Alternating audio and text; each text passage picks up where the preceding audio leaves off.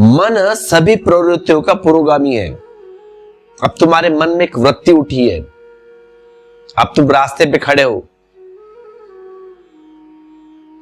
एक new brand Mercedes या Audi या जैगुआर सामने से निकल गई है तुम्हारे।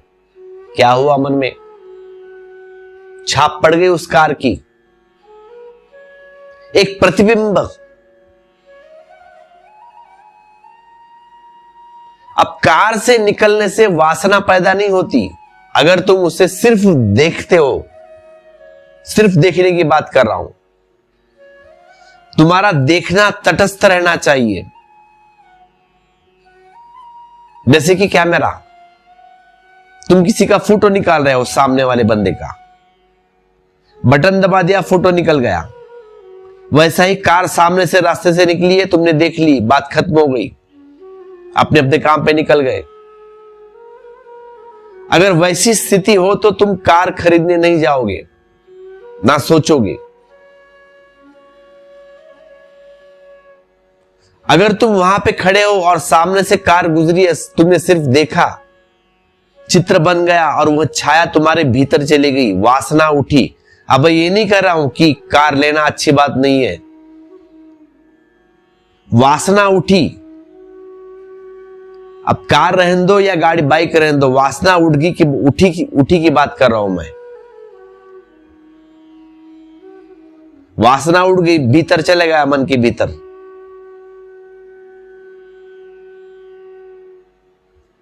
तुम्हारे मन में एक कामना जगी है, भले वो अच्छी हो, कार की हो या पैसे की हो और किसी XYZ की।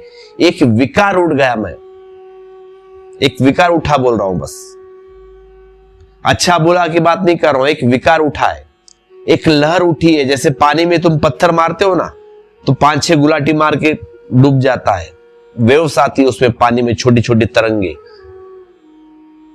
वैसे ही तुम्हारे मन के भीतर एक ऐसी तरंगे आती है, तुम फिर उसके साथ चलते हो।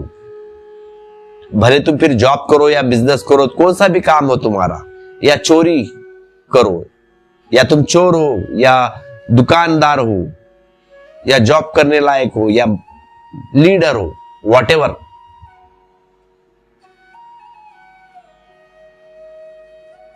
अब ये वृत्ति तुम्हें पकड़ ली है, कार की या बाइक की समझ लो। अब ये वृत्ति तुम्हें कभी ना कभी क्रोध करवाएगी, अगर कोई उसमें बाधा डालता है तो।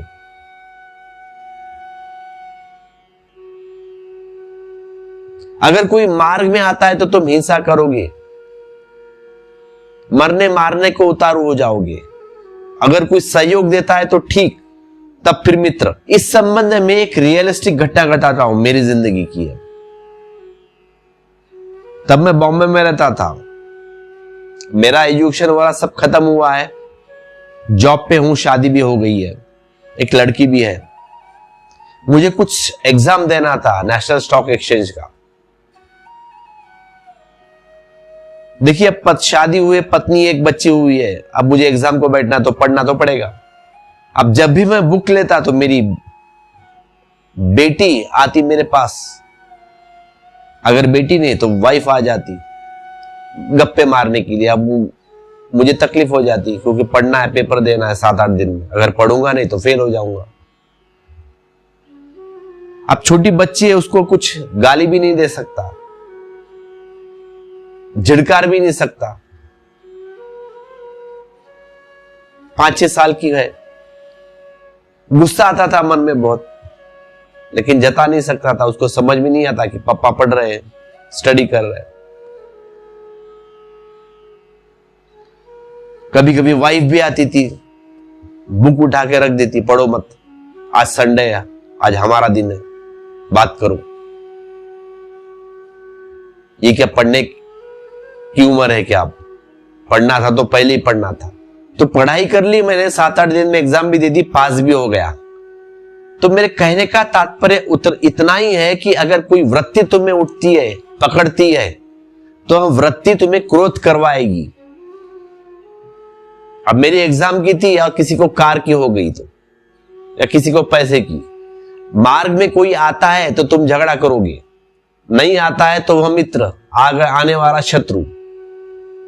अगर कोई सहारा देता है तो ठीक, नहीं देता है तो फिर दुश्मन। फिर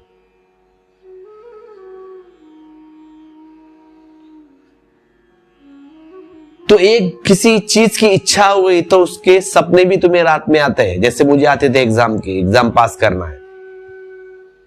अब किसी को बाइक चाहिए तो उसको बाइक रात में आएगी सपने में, बाइक लेना है, बाइक के ऊपर बैठ के घूम के आएगा वो सपने में, जब तक मिल ना जाए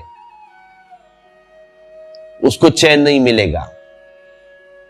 और एक मजा एक बताता हूं उसमें, अब उस कार लेने के लिए या बाइक लेने के लिए तुम वर्ष मेहनत करते हो या 2 साल मेहनत करते हो, और जब जिस दिन वह तुम पाओगे, कार आ गई घर में, बाइक आ गई, गाड़ी में बैठते हो, चलाते हो, लेकिन अब क्या, बाइक लेने में, कार लेने में 1 वर्ष लगा दिया समझो, या 2 वर्ष लगा दिया। अब उसमें जो बेचैनी आ गई तुम्हें, बेचैनी का अभ्यास हो गया, वो बेचैनी तुम्हें छोड़ती नहीं। कार तो आ गई, बाइक तो आ गई, लेकिन वो बेचैनी रह गई, क्योंकि बेचैनी का एक्सपीरियंस हो गया, अभ्यास हो गया। अब तुम इस बेचैनी के लिए नया कोई या प्रोडक्ट खोजते हो, नई यात्रा पर निकलते हो।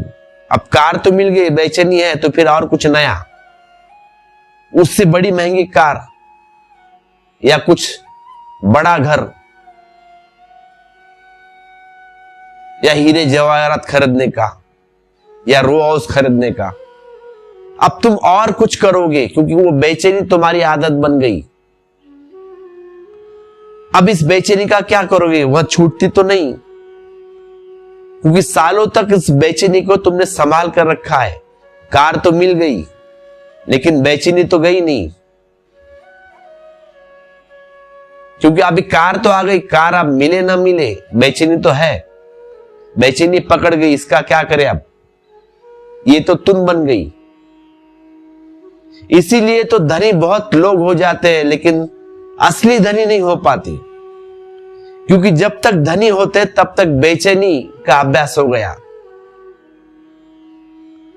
जब तक धनी हुए थे तब तक चैन न रहा था, सोचा था कि धन आएगा तब चैन मिलेगा, धन तो आ गया लेकिन चैन मिला नहीं।